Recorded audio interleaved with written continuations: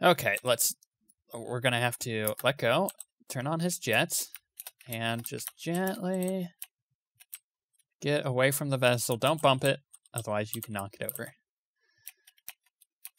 And we have touchdown. Oh yeah. I think this is quite a monumentous occasion. Let's get that. Let's take a surface sample, which is nice, and let us also put a flag down. And we will name it First Landing. Because, you know, that's what it is. It's our first landing. First landing. Boom. Nailed it. Okay, so here's the hard part. Let's get back up to the ship. So we are going to turn this back on. We are going to gently come over here, kind of line ourselves up, and not knock over our ship. I think our ship's too big for us to actually knock over, but I don't want to take any chances whatsoever. So now we are going to gently come down to the ladder. You know, there is a moon in the game, and I haven't tried it yet, but I do want to. Oops. Okay, where you can land and take off with just an EVA suit. So just your Kerbal, because it has such a low atmosphere and gravity well. So yeah, there's that. Okay, so let's turn those lights back off. Boom. Let's make sure this is on. All that report got added. That is good. So now what do we do? Well, now we want to get back to Kerbin, but the thing we need to do is create either an orbit around the moon here. I mean, we have plenty of fuel, or just get enough around it that we can then launch ourselves back to Kerbin. So kind of the same idea that you launch with when you're launching from Kerbin. You kind of want to go to the right a bit. So you see where, you know, my target is on my compass. I do want to aim towards the right. That'll put me in a clockwise fashion, right? I think that's what it is. Clockwise? It's in the same rotation as everything else, so counterclockwise. And that way it's easier to get back. If you go clockwise instead of counterclockwise, you have a higher chance of hitting the moon, from what I found. So we're just going to get ourselves enough off the ground, like so, and because we are ready to get rid of those, but because you're on a moon, you can start your gravity turn way sooner, which is what we are doing now, or atmospheric turn, whatever you want to call it. And we just want to create a stable orbit, so that's good enough. In fact, we don't even need to create an orbit from there. What we can do is hopefully set a target. Actually, before we forget, let's do this. Almost forgot. Yep, we're going to keep that. And we could have gotten more science out of this, sadly enough, if we had a transmitter, but I totally forgot to put that on, which is not really a big deal. So we'll keep that. And we are going to, at our apoapsis, set a maneuver to then prograde ourselves kind of into the orbit here of Kerbin. A little bit more. That'll be good enough, and then we can adjust this, obviously, from there. But I just kind of wanted to know how much thrust it was going to take, which is not a lot. In fact, where are we at on this? Okay, let's speed up time a bit. Let's quick save, just in case anything happens. You never know. Now let's speed up time. Okay, close enough. It's not really going to matter too much if we do it in, 9 seconds, or if we do it now, but just I'm going to be close enough on it as I can. Did we just burn out 2 more fuel tanks? No, we have a lot of fuel left. We could have done probably an interplanetary mission with this vessel. Okay, so let's get out of the heck of this orbit with the moon here. And can we delete that? Let's see that. And we just want to get in the orbit path of Kerbin, and then we can adjust from here. So we are just probably going to retrograde until we slow ourselves down enough to kind of get into Whoa, where we need to be, and now we're shooting across the nav ball too, because we have so much less mass since we took care of those 2 fuel tanks. And once again, look, little movements here are making a large difference. But we're just going to go with an intercept course with this periapsis, probably about 20,000 meters, hopefully. That's what I'm going for as far as height goes. That way we're using more of the atmosphere to actually slow us down. So, pretty close. I'm going to cut the engines there, and I'm just going to be really gentle. Oop. That will get us back into an orbit of the moon, but we don't want that. 60, 40, 30, 20. Okay, so that's about right. We're going to quick save, and we're going to speed up time. Now, the reason why I did this is now I'm using more of the atmosphere to actually slow us down because we have so much mass to us that if we didn't use the atmosphere more to slow us down by curving the atmosphere rather than you know, going straight at the ground like I did, I think, in the moon mission, what this does is it slows us down more without having to worry about the engines or even the parachutes ripping off as we go in. But this is actually how you do an aerobrake maneuver on other planets with low atmosphere. So like sometimes it's 11,000 meters, sometimes it's more than that, depends on how much atmosphere the planet actually has. But that atmosphere then slows you down, and then you can launch yourself, like this is a perfect example right here, is actually you can then launch yourself into the orbit of a moon, but be going way slower than you were before, so you're actually using less fuel to slow yourself down to get into either a moon's orbit or just to get you know, onto the moon itself without having to use a ton of fuel to slow yourself down. So that's the way you do that, which is what I was talking about when I said I learned a lot about aerobraking maneuvers over this past week. But now it's time to come into Kerbin, and this is going to be a bit exciting. I'm just going to slow us the heck down a little bit here, and that's about 15. Yeah, I mean, that's about right. Is that going to go down even more? Slightly. So let's see what happens when we get rid of some of this mass, right? So I'm literally going to get rid of those 2 tanks, which are now away from us. There we go. And I have 3 more. I could just rely on this last one, which is probably what I'm going to do. Again, let's break off from that. Let's thrust a little bit to get away from it. Could have kept him for stability for landing purposes, but to be honest, I want to slow down more. Because we have less mass, we should be able to slow our descent way quicker now when going through the atmosphere. But let's actually start this process here. So what I'm going to do is once this flame starts to burn out a little bit here, I'm just going to try to burn the rest of this fuel. So as you see there, now I'm literally just going to burn our engine. It's going to help slow us down even more. It's also going to get rid of a little bit of that weight. Don't need to do this. I would be fine, but I just want to be careful with my parachutes because we're coming in with a care package. We have all this science stuff on, and we don't want to rip any of it off at all. I mean, honestly, nothing should rip off because of the way that I've set this up, but you never know, and you just want to be careful. So let's do that. Let's slow us down even more.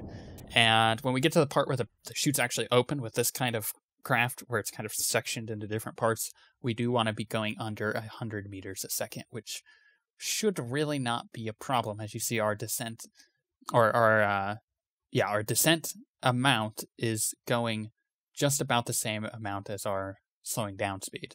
So by the time that reaches, you know, 800 meters, this should be well below 100. But you know, that's kind of the thing that I want with this. However, just because I can, I'm going to speed it up a little bit as far as the slowdown speed goes.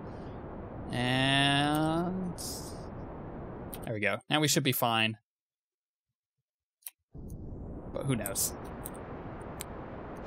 There we go. Look at that. Didn't break apart or anything. Perfect. I think this mission has gone very well. So let's land. And let's get back to the Space Center.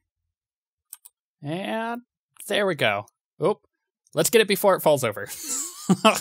as it starts tipping to one side. That would have been the benefit of having those other 2 fuel tanks, but we got 700 science. So we can do quite a bit. Now, we can't quite get the Rockomatic crazy mainsail engines because we need that. So we need the nuclear engines, but we can't get that because we don't have this unlocked, which is a little frustrating, but you know, we would get another parachute with this. So is there anything else that will help us dramatically with getting to another planet? Well, we're gonna have to, look through a lot of this stuff here. The ladder, strangely enough, will help a lot. Landing gear, not so much. Some of this stuff will, because that is more science gear. The large battery and solar panels will help, but so will, some of this other stuff. So let's first purchase this because we want that lander can for our next mission, and we actually have plenty to purchase the nuclear motors. So let's get that because that'll help out. So what else do we want to get? Probably some science things, I'm thinking. We could get this probe core, which is really nice when you want to, send probes out, but I'm thinking possibly these, because that's our solar panels, which we'll need. Those are all 300 science. These are 160, so we're looking at getting probably this and that, which would make sense. Okay, so yeah, let's get the ladder, this processing lab, which we won't use anytime soon, and that thermometer, which is more science. But that leaves us with 64 science, which is great. So let's go back. So we made a successful mission to Minmus and back. So what's kind of like the next thing? What's a good thing to do next as far as science goes? Well, Duna is probably the next easiest, considering it's not really that difficult to get to as far as how you time this out. And it does have a moon, which we don't necessarily have to land on, but we could. So we could do Duna or we could do the moon of Duna. So we've now landed on these 2 items within our own little part of the solar system here, but I think I want to get to Duna. So let's get out of this. Yeah, let's get out of that, and let's start making a craft to get to Duna. But the problem is, not only do you need a craft to get to Duna, but you need a craft to get back from Duna, which is kind of the more difficult thing to do here. So how do we want to go about it? Well, let's first start off by making our lander, kind of like we did last time. So thus far, I'm going with more of a cylinder style, and I'm going to show you what I'm going to do with these side things. So we do want the nuclear engines, but I'm going to show you the problem with the nuclear engines. So first, let's get a couple of these on here. And what we're going to do is now we're going to take that and put one of these on each side. Probably about as high up as we can go, which will be... It's always really difficult getting these to function properly, which would be about right there. Right, so... Oh gosh, I didn't even put it on the decouplers. And again. Okay, so let me get this set properly. Okay, so that's better. Yeah, it was having issues actually connecting to the decouplers there. But here's the problem with the nuclear engines. You have a very long freaking engine, right? Which could obviously be a giant problem when trying to make a craft that is gonna land and come back, right? So there's a couple ways we can go about doing this. The first is, the way I'm showing here, which is just an example. This isn't going to be our final thing. There are alternatives to doing it, and I'm going to show you one of the ones right now. So this is an alternate setup of that. So, you could pretty clearly see the differences, but basically what this now does is it allows us to put landing gear coming out from the science things at the bottom, and be able to have ladders going up. So, I guess ideally you would want these flipped around like that. That way your ladder can go up like this, right?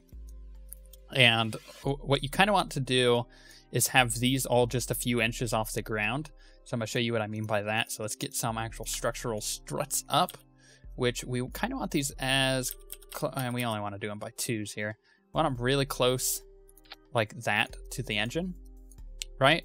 So if we have them, which we don't have the other landing legs, so we're going to have to move it down a bit, and we're going to have to put that on there like so, and then actually, you know, put those out. So the best way to do this is then to grab the strut and move it down and a little bit more. So like right there, probably a little more than that, just to give us some leeway. So what you see is if this was landed on the ground, we can then still attach ourselves to the ladder, because right now, the reason why we're doing it this way is because we don't have an extending ladder, which was an option to get, but we could do it without. So, you know, we don't necessarily need it. So we're going to do the same thing here. We're going to try to get these two kind of lined up as far as height goes, a little higher. It's kind of hard to see, actually, just where height-wise it is. Probably, yeah, that's pretty freaking close. So we're actually going to test this out too. So let's put this one on and put those out. And that's about right. So then what we're going to do is put ladders down this as a test. Because we're going to put this on the landing pad, and we're going to make sure that this system will work for us. So, I mean, you're thinking of Duna here. Duna has an atmosphere. It is a very thin atmosphere, so technically you probably could actually use your rockets on your Kerbal to actually get up back to the pod. You could put the pod lower, you know, that's always an option here, and then you can get in, which, you know, that might be something that we consider doing, because it would be a little easier rather than having this, but I just wanted to show you this whole setup. So let's go to launch, and ideally we you know, have our thing sitting here, we get out, we're probably just gonna fall to the ground because our guy isn't gonna hold on to it, but as you see, we should have actually had the weight to support that, so something didn't work. Something's not attached properly here, which is kind of strange, but I mean, just to show you kind of what I'm talking about. So you can climb all the way down, you can let go, then you can reattach yourself and climb all the way back up and get back in. So, I mean, that's kind of the idea we're going for, but we're probably just going to move the actual pod lower. Okay, so this is the new design, and basically it's the same thing, except I reinforced the landing struts with structural stuff. So let's see if this is going to make the landing gear kind of collapse like it did last time and just put the whole thing on the ground. Or if it should work technically, and I mean, it's close enough. It's not as bent as it was before, and technically we just need to have a soft enough landing to not blow up the engines, and it should be enough. But what we can do is we can go back, and I'll show you a little trick here, which should help if you're ever in this situation. Which I don't think it just saved my craft. It did. Okay, good. You can take the landing gear itself and move it down to like there. So where was that? Left side's a lot lower than the right side. Which is weird because it doesn't quite look like it anymore, but this side is still lower. I don't understand why, even though the landing gear itself is lower on that. I don't know. It could just be the struts themselves not lining up properly. But does that look right? Yeah, let's see if this will help any. And then we're also once again going to test by letting my guy come out and getting back in, just making sure I can attach and get back in. Oi. So that just kind of, oh, it actually got rid of the ones in the back. Weird. Okay. To vehicle assembly. You know what I'm going to try too, now that I've put this landing gear back on, is I'm going to try a slightly smaller fuel tank as well. That should help out, as you know, with the weight issue that we appear to be having. Because these, I mean, these freaking nuclear engines are pretty heavy. So let's try that. So it's still having a weight issue. So I might have to go back to the drawing board on this one and come back with a better design. Because this is kind of the same thing I used previously. But what happened when I did it, in my other game is I had the larger landing struts, which obviously accommodate for a lot more weight. So I'm going to have to rethink this design and... Whoops, I meant to go back to vehicle assembly. And come up with something a bit more effective than this. Because I don't want to...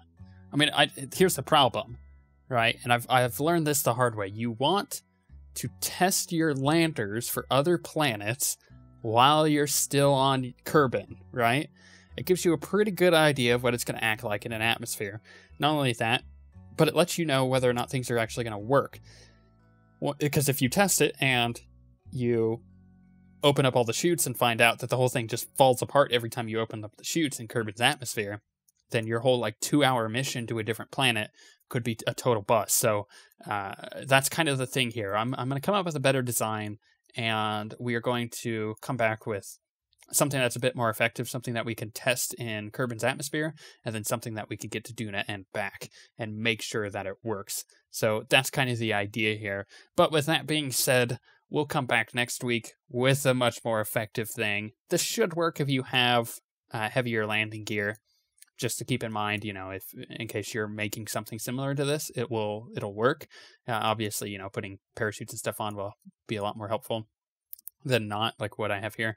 But we shall see you guys next time.